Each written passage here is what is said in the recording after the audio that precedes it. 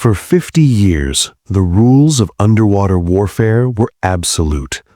Silence is survival. From the earliest U-boats stalking the Atlantic to the modern nuclear attack submarines patrolling the Pacific, the entire philosophy of naval combat was built on stealth. You drift, you listen, you hide in the thermal layers of the deep. If you are heard, you die. The Americans mastered this game. We spent billions building the quietest ships in history. We turned the ocean into a library where we were the only ones whispering. But in 1977, the Soviet Union decided to burn the library down. They built a weapon that didn't care about silence, a weapon that substituted stealth for blinding, impossible violence. Imagine a torpedo that moves so fast it doesn't swim through the water, it flies through a hole in the water. Imagine a weapon traveling at 230 miles per hour underwater. That is 4 times faster than the fastest American torpedo. It covers the entire length of a football field in less than a second. It is so fast that if you hear it, you are already dead. This is the VA-111 Shkval, the Squall. It is not a torpedo, it is an underwater missile. It is a weapon that exploits a loophole in physics called supercavitation. For decades, the West thought it was a myth, a bogeyman of the deep. Intelligence analysts refused to believe the Russians had solved the engineering nightmare of flying a rocket underwater. But in the year 2000, 2 catastrophic tragedies shattered that denial. One was a cataclysmic tragedy that sank a nuclear submarine. The other was a high-stakes spy drama in a Moscow prison. This is the story of the weapon that forced the U.S. Navy to rethink physics. And it is the story of why, after seeing the blueprints, the United States decided that the smartest move was to never put one in the water. Welcome to the edge of the impossible. This is Apex Engineering. To understand how valuable this technology was to the Kremlin, we have to look at the man who almost died trying to steal it. April 2000, Moscow.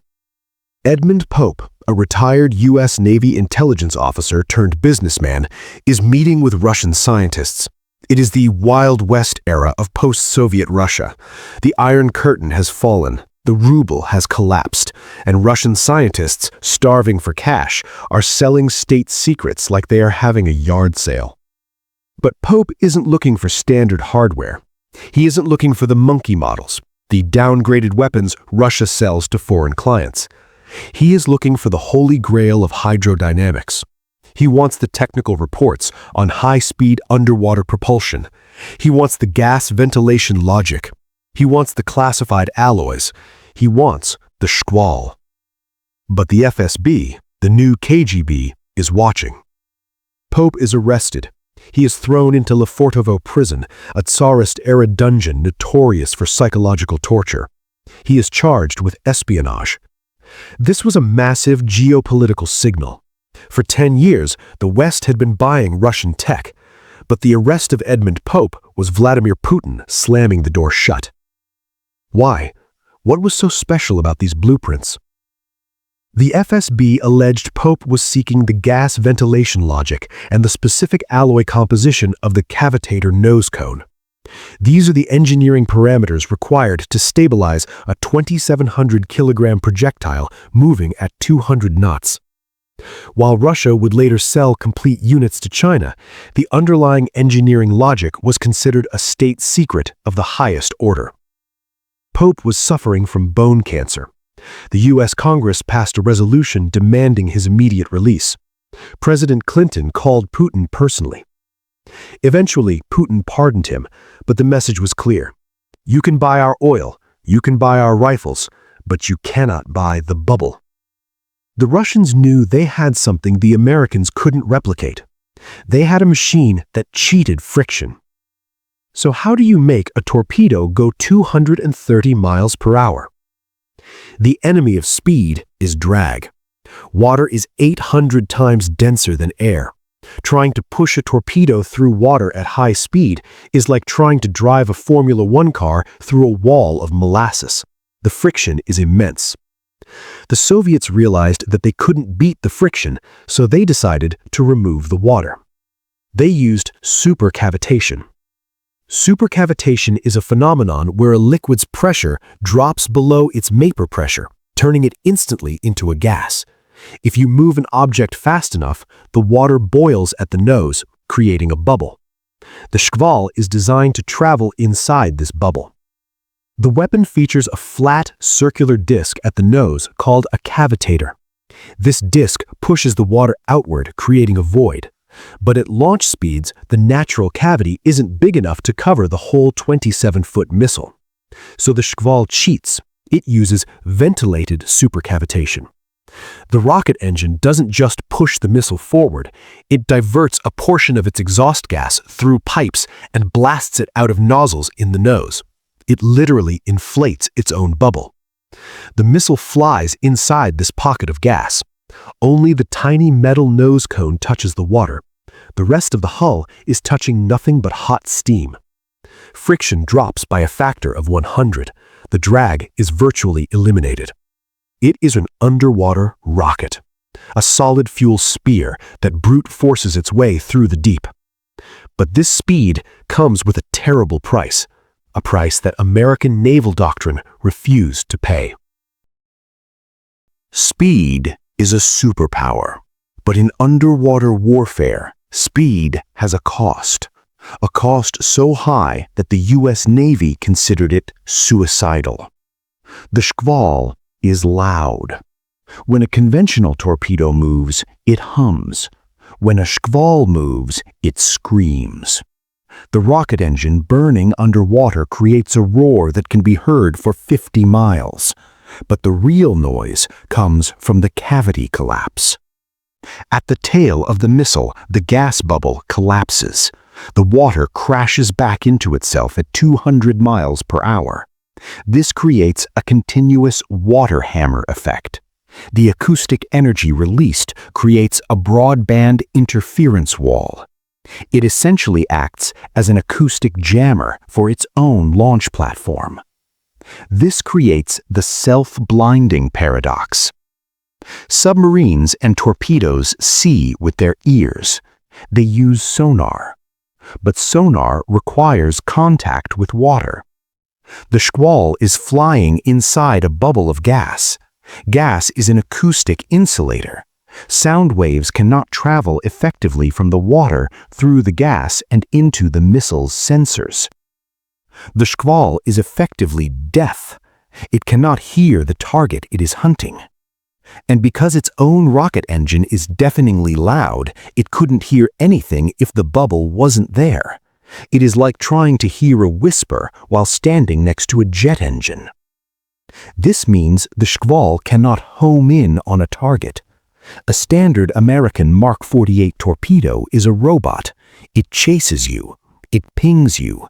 If you dodge, it circles back and tries again. The Shkval is a bullet. It flies in a straight line. It goes exactly where you pointed it at the moment of launch. If the target moves, the Shkval misses. It is a blind berserker.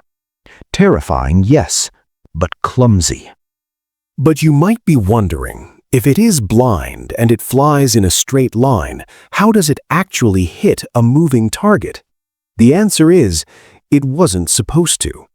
The Soviet engineers knew the guidance was impossible, so they solved the accuracy problem with the ultimate brute force solution. The original Shkval was designed to carry a 15-kiloton tactical nuclear warhead. In underwater warfare, close usually doesn't count, but with a nuclear warhead, close is relative. Water is incompressible. A nuclear detonation underwater creates a hydraulic shock wave that travels faster and hits harder than in air. The Squall didn't need to hit the bullseye, it just needed to hit the dartboard. It was an area of effect weapon, a way to delete a grid square of the ocean. However, the versions sold today to China, to Iran, are neutered. They carry standard high explosives. And this stripped the Shkval of its greatest advantage. Without the nuke, the blindness matters. Without the nuke, you actually have to aim.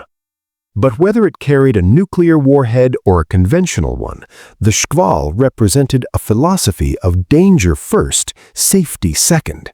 And in the year 2000, the world saw exactly what happens when you pack that much volatility into a steel tube. Now we must address the ghost in the room.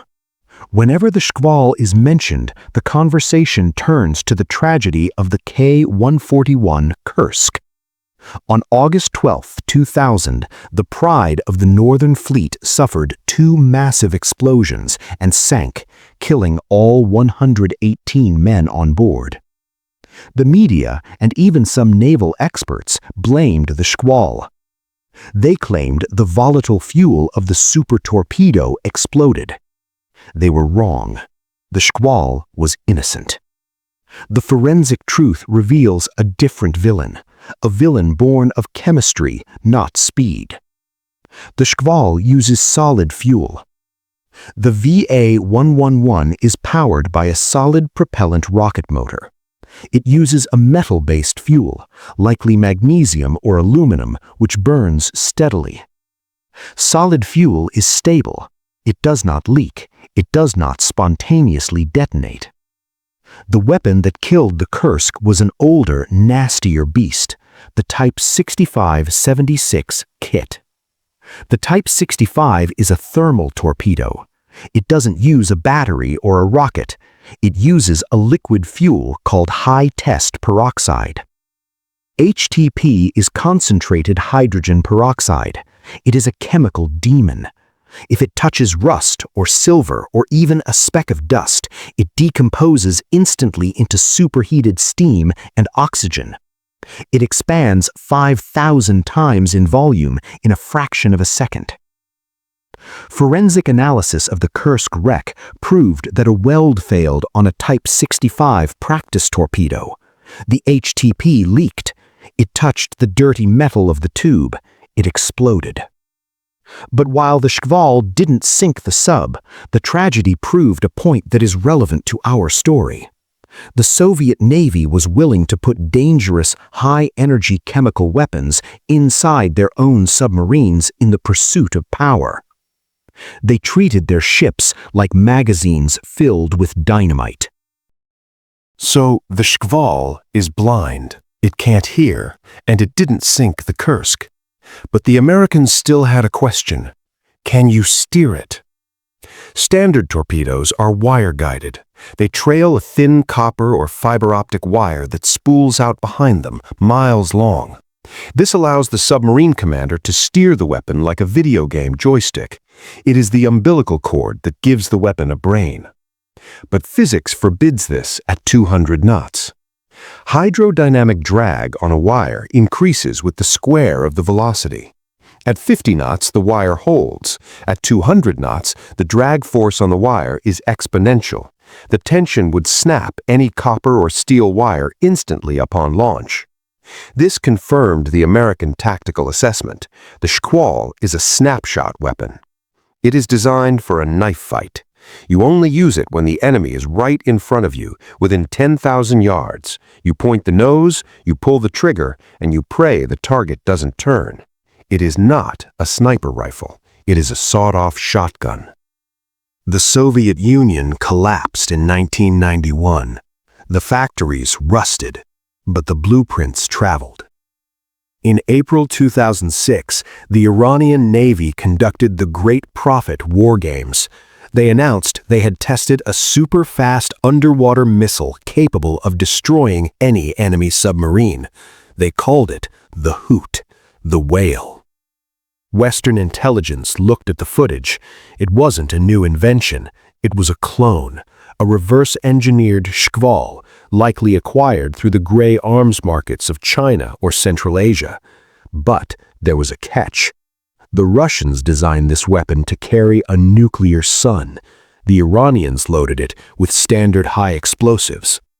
Without the nuclear payload, the lethal radius of the weapon shrinks from 1,000 meters to roughly 10 meters. The probability of a kill against a moving target in the open ocean drops to near zero. It effectively becomes an unguided artillery shell. So, without the nuke, is the Iranian Hoot useless? A paper tiger? No, because Iran doesn't plan to fight in the open ocean. They plan to fight here, the Strait of Hormuz. The strait is a knife fight in a phone booth. It is narrow, it is shallow. The Squall is useless in the Pacific because the enemy is too far away to hit without guidance. But in the strait, the enemy is right on top of you. In these confined waters, the acoustic disadvantage is irrelevant. Commercial shipping noise masks the launch, and at a range of 3 miles, the travel time is less than 50 seconds. The target simply does not have time to move out of the trajectory. The Iranians turned a bug into a feature. They took a nuclear weapon, stripped out the nuke, and turned it into a shotgun. If a Kilo-class submarine fires a spread of 4 hoots at a U.S. carrier passing through the choke point, they don't need to be smart. They don't need to be nuclear. At that range, they just need to not miss. But it wasn't just rogue states that were interested. Even America's allies were tempted by the speed. In 2005, the German defense firm Diehl BGT Defense unveiled a prototype that promised to fix the Shkval's fatal flaw. They called it the Barracuda. The Shkval flies in a straight line because its nose cone, the Cavitator, is fixed. It bounces off the walls of the gas bubble like a pinball. The Germans decided to make the nose move. The Barracuda featured a steerable cavitator tip. By physically pivoting the conical nose, the weapon could alter the angle of attack and distort the shape of the gas bubble. This allowed for controlled high-G turns while maintaining supercavitation. This was the Holy Grail, a guided supercavitating missile, a smart Shkval. The Barracuda could theoretically chase a target. It was faster than the Squall, hitting 220 knots, 230 miles per hour, and smarter. And yet, you have never heard of it. The German Navy never bought it. The program vanished. Why? Because even with steering, the Barracuda couldn't solve the physics of money. The Barracuda was incredibly expensive, and it was still blind. The noise problem hadn't been solved. To hit a submarine, the Barracuda still needed an external ship to tell it where to go. The Germans realized what the Americans realized 20 years earlier. A super-fast torpedo is a cool toy, but it's a tactical nightmare. In the end, naval warfare comes down to a choice. Do you want to be fast, or do you want to be smart? The Soviet Union chose speed. The United States chose intelligence. Let's look at the champion of the U.S. Navy, the Mark 48 ADCAP, Advanced Capability. Compared to the Shkval, the Mark 48 looks slow. It tops out at around 55 knots, 63 miles per hour. The Shkval does 200 knots, 230 miles per hour. But in a fight, the Mark 48 wins. Here is why. 1. The range advantage. The Shkval burns its fuel furiously to maintain the gas bubble. Its effective range is approximately 7 miles. The Mark 48 ADCAP uses a high-efficiency piston engine fueled by Auto 2 fuel. Its range is classified, but estimated to be in excess of 30 miles. This means an American submarine can kill a Shkval-equipped enemy from 3 times the distance. The Russian sub dies before it even knows the fight has started. And the re-attack capability. If a Shkval misses, it's gone. It runs out of fuel and sinks. The shooter has revealed his position with a deafening launch, and now he's disarmed. If a Mark 48 misses, it gets angry. The Mark 48 has an onboard computer and active sonar. If the target dodges, the torpedo turns around. It circles back. It reacquires the target. It will hunt you until it runs out of fuel. The Shkval is a bullet. The Mark 48 is a Terminator. The Shkval is old tech, but the dream of supercavitation isn't dead. Today, the torch has passed to China. Research teams at the Harbin Institute of Technology are working on the next evolution, liquid membrane supercavitation. The concept involves coating a submarine in a special liquid lubricant that reduces drag at low speeds before transitioning to a gas cavity at high speeds. The theoretical goal, still far from reality, is a supersonic submarine capable of crossing the Pacific Ocean in less than 2 hours. It sounds like science fiction, and for now it is, because the laws of physics are stubborn. Even if you can build a submarine that goes supersonic underwater, you still have the noise problem. A supersonic submarine would be the loudest object in the ocean. Every hydrophone from Hawaii to Japan would hear it the moment it left port. It would be fast, but it would have a giant target painted on its back. The VA-111 Shkval remains one of the most provocative examples of Cold War engineering. It was a solution to a specific problem. How does a noisy, inferior Soviet submarine survive a fight with a superior American hunter? The answer was desperation. They built a sawed-off shotgun for a sniper duel. The Edmond Pope incident proved that the Russians treated this technology as a crown jewel. They were willing to cause a diplomatic crisis to protect the secret of the bubble. But the West didn't just ignore it. We tested it. In the 1990s and 2000s, the U.S. Navy built prototypes. We studied the physics of high-speed bodies. We proved it worked. And then, we threw the plans in the trash. The United States decided that the smartest move was to never put one in the water. We realized that in the unforgiving environment of the deep ocean, the most powerful weapon is not the one that moves the fastest. It is the one that thinks the fastest. The Shkval screams, the Mark 48 whispers, and in the deep, silence is lethality.